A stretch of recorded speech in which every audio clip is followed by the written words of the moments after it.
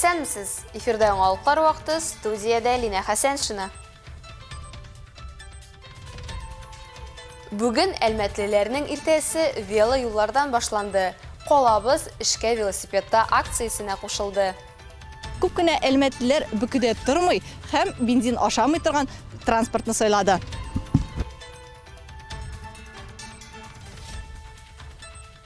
Ознакай сәнгать мәктәбендә чыгарылыш кичәсе үтте. 6 дистә елда оны 2000-дән артык сәләтле бала тәмамлаган. Монда килеп без инде җал итеп кайтабыз. Прямо күңел күтәрелеп кайта. Гаяр Җәнәй, кем ул? Кадим Әлмәт этно-музыкаль коллективы 3 гасыр элек төбәгебез тормышын күрсәтә. Ул гомер буе үзенең халкы өчен янып яшәгән кеше.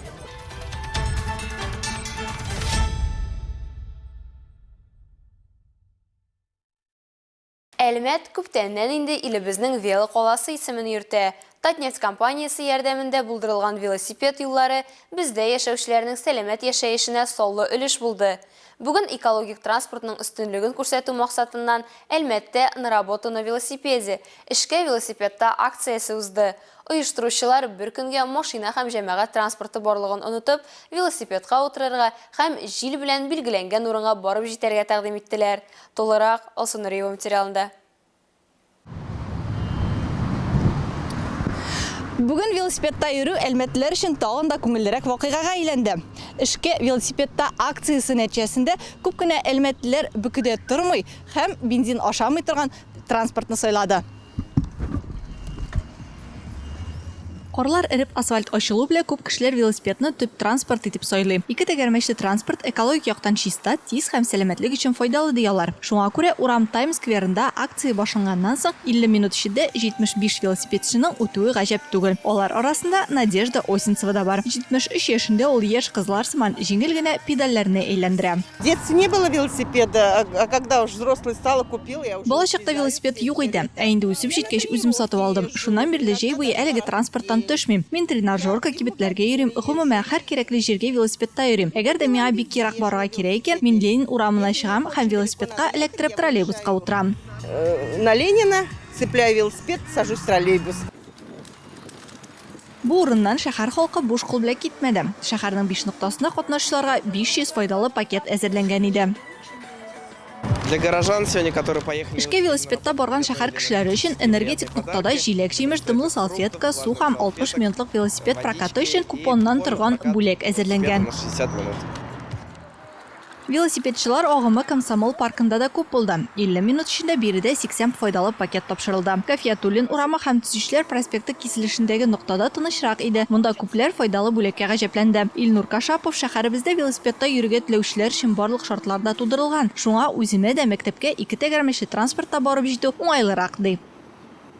Мин 5 ел велосипедта йөрим. Миңа ул яхшы аның белән. Мин велодорожкалар бик күп бар Әлмәттә. Бу бик яхшы. Оештыручылар алга таба да шәһәр халкы машиналарын калдырып велосипедта йөрүне көндәлек тормышының бер өлеше итәр дип өметләнәләр. Алсу Нуриева, Илдар Гыймаев, яңалыклар вакыты, Луч Әлмәт телекомпаниясе.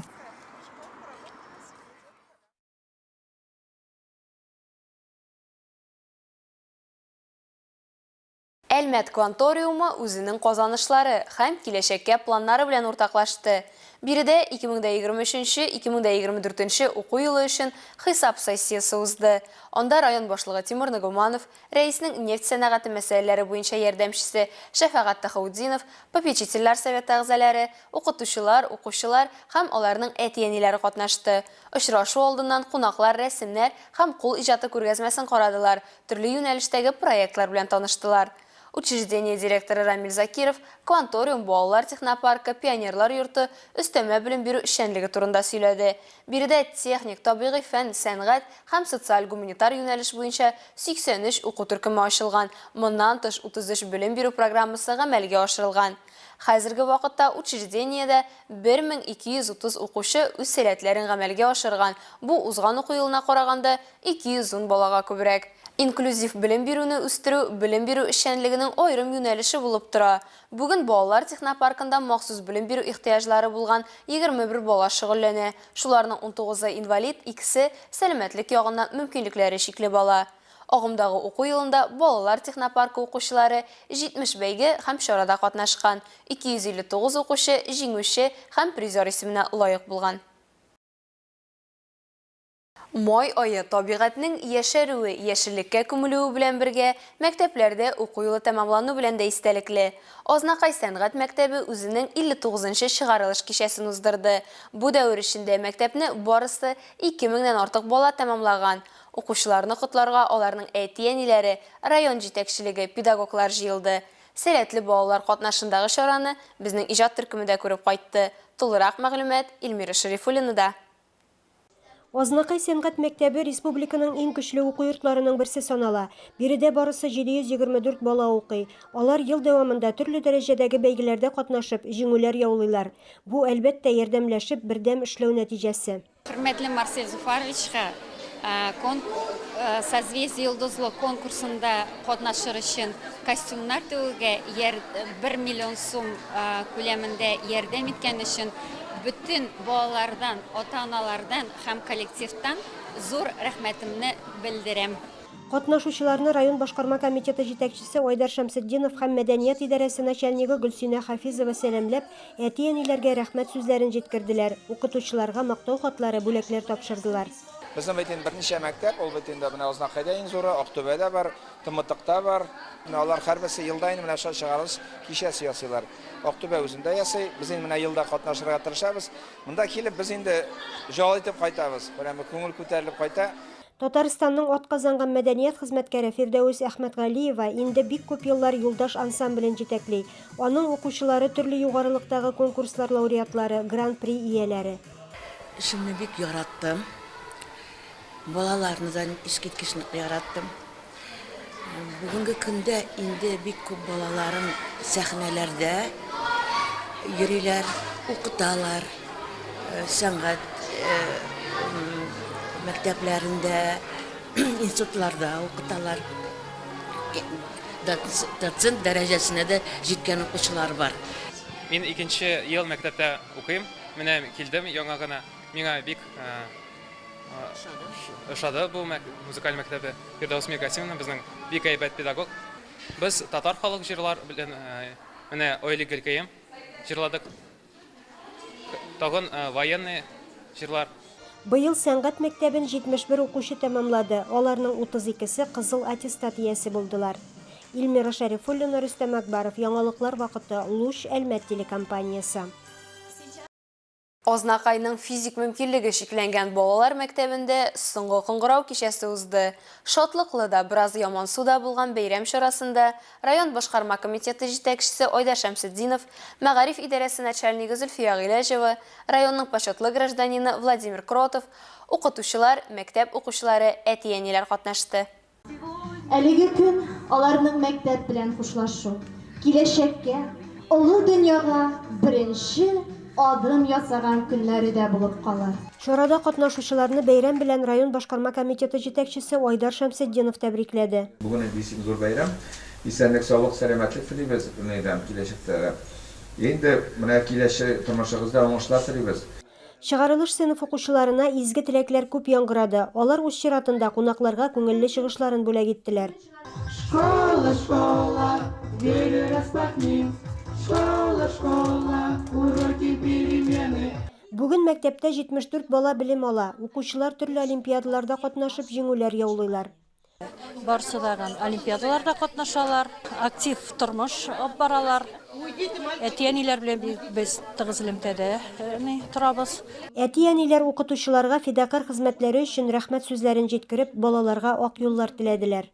Безнең мәктәп мөгаллимнәре сабыр, түземле, ачык күңелле, игътибарлы, һәр вакыт ярдәмчел булдылар. Аларга без Аллаһның олуг, иксез-чиксез рәхмәтен белдерәбез. Бүгін біздің үшін бик тә дулкынландыргыч бәйрәм. Чөнки менә шушы 9 ел дәвамында без мәктәп белән бер гаилә булып, балаларыбыз өчен җан атып яшәдек. Бүген балаларыбыз шушы олы тормыш юлына чыга. Мәктәп балаларны үз канатында алып, уларга зур белем биреп, бүген зур тормыш юлына алып чыкты. Минем әйтәсе килгән иң зур теләгем әлбәттә укучыларга. Укучыларыбыз бездән шу кадәр сабыр, шу кадәр акыллы, аларга киләчәктә дә шу эшләрендә зур уңышлар һәм киләсе булганда шундый төпле белем биреп, мәктәп белән бергәләп кайнап яшәргә ясый. 9-нчы сыйныфны тәмамлаучы 9 укучы һәммәсе дә киләчәктә төрле һөнәр ияләре булырга омтыла. Уңышлар телик. Илмира Шәрифуллина, Рөстәм Әкбаров, яңалыклар вакыты, Луч, Әлмәт телекомпаниясе. 48 ел гомерен авыл халкын дәвалауга багышлаган Югары Мактама авылында яшәүче Рәйсә Сиражетдинова 90 яшьлек юбилейын каршы алды. Рәйсә ата кызы төп Югары Мактама авылы кызы. Шушы авылның амбулаториясендә эшләгән. Гаилә корып, балалар үстереп, бүген ул лаеклы ялда. Рәйсә апаның туган көнендә безнең иҗат төркемендә булып кайтты. Бала чактан ук табиб булырга хыяллана Рәйсә Сиражетдинова. Шуңа да гомер буе авыл амбулаториясендә санитар булып эшли. Авыл халкы белән хәбәрдар булып, аларның һәрберсенең авырткан урынын белүче эшче була ул. Бүген дә Югары Мактама халкы аны хөрмәт итә, рәхмәт сүзләрен кызганмый. Рәйсә Гатовна, котлыйбыз сезне, сезнең юбилеегез белән. Сезгә исәнлек, саулык, шатлык, сәламәтлек. Рәйсә апа бала чактан ук авыр шартларда үсә. Сугышның беренче көненнән үк әтиләре фронтка китә. Озак та үтми әниләре һәлак була. 3 бертуган бала әтиләренең үгәй әнисе кулына кала. Урам балалары булып үстек без дип күз яшьләре белән бала чагын искә төшерә ул. Аннан 7 класс мәктәпне бетереп, алга таба укырга теләге булса да, белем алырга мөмкинчелек булмады дип сөйли Рәйсә апа. Аннан менә әдерәк аякка баскач, шушы медпунктка эшкә кереп, 53 елның 29 майында мин эшли башладым. Әйтер, ул елларда бик авыр эшләү. Урманнан утынлап кайтырга, эш бишие, шул эш бишне ягарга, жылытырга. Аннан авылның халкы да күбәйә. Безнең авылда 75 трахум гына бар иде. Кыршаңлар да бар ул дәвердә. Мен үз эшемне генә минем эш булгандырмын дип, бөтен эшне бергә эшләдек бит фельдшер акушеркалар белән. Без сине бик яратабыз һәм хөрмәт итәбез. Күзгә дары салырга да, укол казарга, кирәкле даруын бирергә дә Рәйсә апа эшләү дәверендә өйрәнә. Газетдин авый белән гаилә корып, 3 кыз тәрбияләп үстерәләр. 2 кызлары бухгалтериядә эшләсә, улы кызлары әнисе юлыннан китә. 45 ел медицина өлкәсендә хезмәт куя. Минем бәләкәй шак, мин инә белән медпунктка йөрим эшкә. Безгә садиклар юк бит инде. Андагы шприцлар, андагы ампуллар, безнең игрушкалар. И минем уже как бы предопределена судьба. Мин уже медикны беләм дә, шул укырга кереш укытучыны беләм. Шулай итеп сайлангандыр инде бәлки. Әнинең рәхәте әйтеп бетергесез. Урам башыннан кайтып кергәндә, әгәр дә тәрәзәдә ут янмаса, уже күңел борчыла. Өйгә кайту рәхәт. Утлар янып тора. Күңелле. Әни каршылый, әнинең җылы шәйләре, йөгереп чыгып киткән була, шәйләрен куярга, ишектән кайтып керүгә. Аллага шөкер, без үзебезнең бик бәхетле балалар дип саныйбыз. Әйе, Рәйсә апа бүген бәхетле. Балалары, оныклары янында, авыл халкы хөрмәтендә, бергә эшләгән коллегалары игътибарында. Без бик тату эшләдек. Рәйсә апабыз бик җаваплы карады үз эшен. Нинди генә авырлыклар булса да, Рәйсә апага мин бик рәхмәтле. Ул мин шушы медпунктка эшкә килгән вакытта өйрәтте ул мин эшләргә. Менә шулай инде эшләдәсең. Шулай гомерем үтеп бара. Инде әллә ни кадәр яшәп тә булмас. Булганына канәгать. Худайыма. Алса Ахмаджанова, Илдар Гыймаев, Яңалыклар вакыты, Луч, Әлмәт телекомпаниясе. Кичә шәһәребез халкы һәм кунаклары 250-280 ел элек Татарстанның көньяк-көнчыгышында районыбызда туган бәетләрне ишетә алды. Әлмәт иҗтимагый үзәгендә Кадим Әлмәт этно-музыкаль коллективының Гаяр Җәнәй яңа концерт программасын тәкъдир итү кичәсе булып узды. Гаяр Җәнәй уникаль эш. Бу материал реаль вакыйгаларга нигезләнеп эшләнгән. Аны булдыру тулы бер фәнни хезмәт язуга тиң.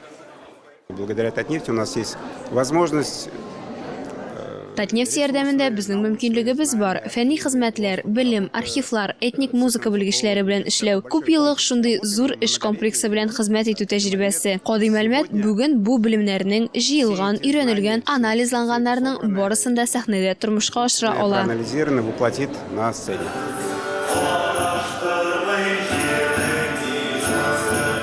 Гаяр Җәнәй Илтень-Бута авылында яшәгән реаль шәхес. Тарихка Оренбург трактында сәүдәгәрләрне талаучы юлбасарлар отрядының җитәкчесе буларак кергән. Таланган малны авылдашларының тормыш сыйфатын яхшыртуга тота. Шуның белән истә калады. Гомеренең ахырында легенда буенча тәүбәгә килә, кәсепнең гөнаһлы булуын аңлый. Гомеренең калган өлешен уллары янәшәдә төзегән часовняда үткәрә.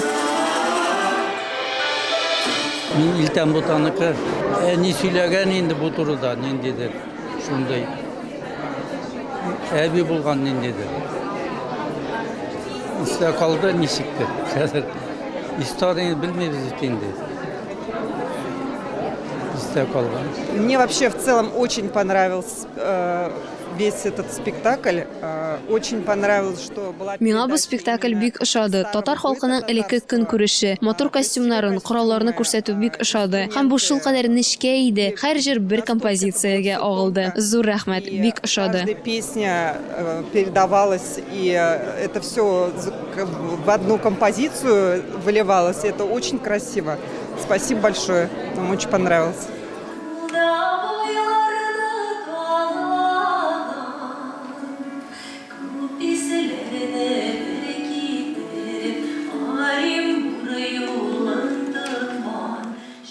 Гаяр Җәнәй образы аша барлыгы 16 композиция, авылдашлар тормышы, илдә булган хәлләр, шатлык кайгылар турында сөйләнә. Регионыбызга хас булган элеккеге татар биюләре дә нефть тапканчы ук төбәгебездә тормыш кайнаганын күрсәтә.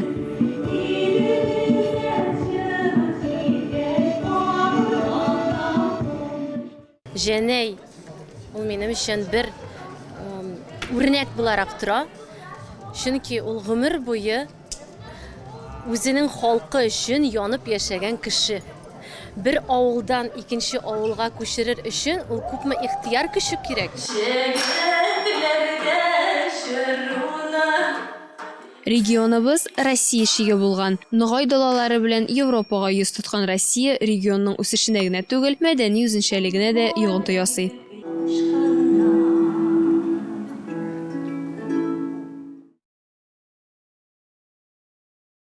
Сочида Бүтән Россия хоккей лигасы сезонның тантаналы ябылышын уздырды. Анда иң яхшы хоккейчыларга, шулай ук иң тренер, җитәкче һәм арбитрга шәхси бүләкләр тапшырылды. Лауреатлар арасында 4 әлмәтле дә бар.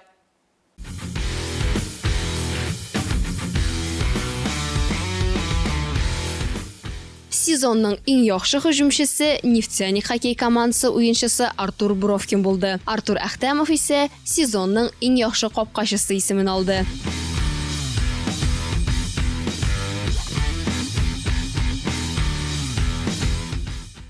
Ну, в первую очередь, наверное, хочу сказать спасибо. Беренче чиратта миңа бик күп биргән әти-әниемә рәхмәт әйтәсем килә. Әни, әти, рәхмәт сезгә. Родители, мама, папа, спасибо большое.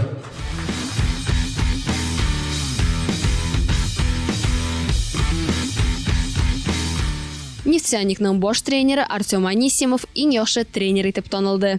Я бы хотел сказать слова благодарности Лиге за эту награду.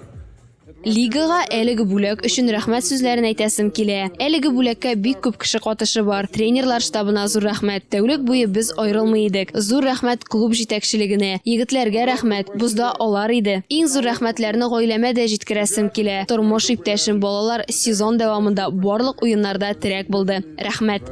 Всю поддержку в течение всего сезона, в течение всех игр. Спасибо. Лиганың иң яхшы җитәкчесе Әлмәт Нефтяник хоккей клубы башкарма директоры Рөстәм Гатин. Үз чыгышында ул Татарстанда республика рәисе хоккейны яратуын әйтеп узды. Татнефть компаниясе генераль директоры Наил Мәганов хоккейны нык яратуын һәм хоккейдагы җиңүләрне аның исеме белән бәйләүләре турында билгеләп үтте. Шулай ук хоккейчыларга мавыктыргыч мотор уен өчен рәхмәтләрен җиткерде. Спасибо нашей команде за то, что выстрелили. Спасибо главному тренеру. Спасибо, ребята.